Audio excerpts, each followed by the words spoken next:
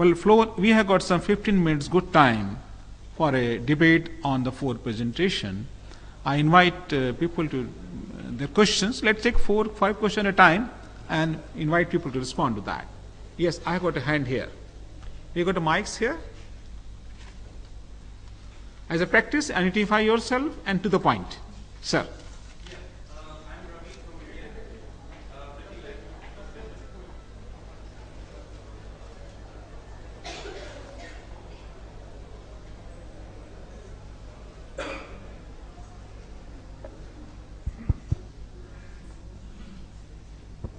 Your voice is loud, don't worry.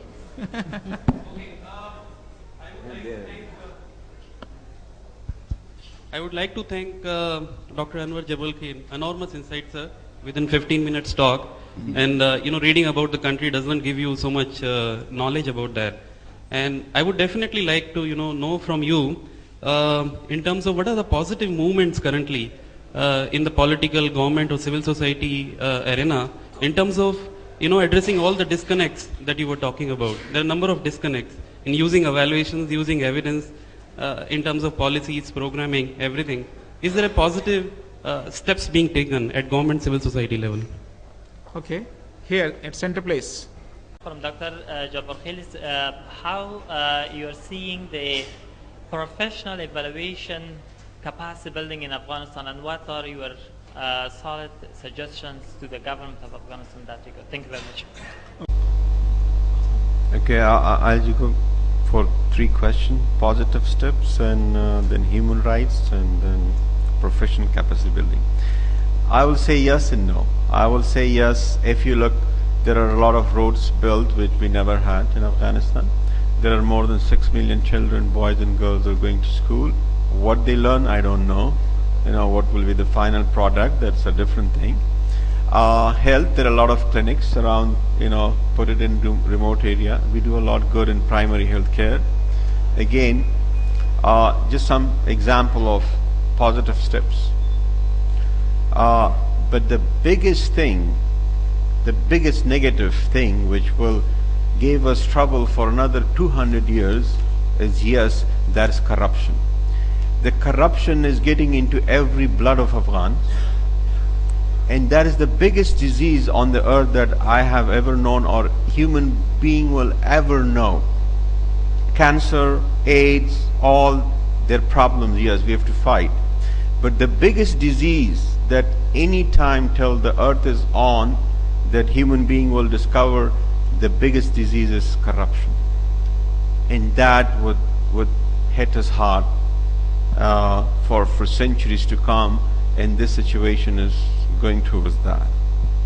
And one time I had a discussion, there was a discussion with the president of our country, and I was thinking the corruption has come to seal. I was not very wise. I didn't know what the seal is. It can be sky. So again, there are very simple and very fundamental solution to this problem, as I keep saying so, and I hope we can make that progress. I'm very hopeful. I'm always hopeful person, and we are here to make change. But this corruption, actually what I see is, yes, our problem, but it is the human being problem around the globe. Human rights, again, the biggest mistake international community UN makes is that, as I said, there is a perfect and far, far superior human rights in our Quran than anybody can think. That was 13 years ago. But my question is, 13 years ago, that human being, or especially women, had no rights. There was perfect human rights for them, but still this country doesn't have 1% of that right. So where is the problem? We need to tackle the fundamental problem of ignorance, education. So otherwise, we all making just a business out of whatever human rights we talk. Professional capacity building, a very good question. I think Afghanistan, again, as I say, education is the answer. The right education, To me, one can have triple PhD, but finally he starts smoking cigarette. I don't know what type of doctor education he got, but triple PhD. Right professional capacity building is an initiative that probably there is another session, TISA, which teaching evaluation in South Asia, and I'm very glad we from Afghanistan part of this initiative, and the curriculum has been developed, and we will be the first institution to launch it in Afghanistan in July, and hope we can really make good professional evaluation people to get post-graduation diploma. And for us, education, the right one.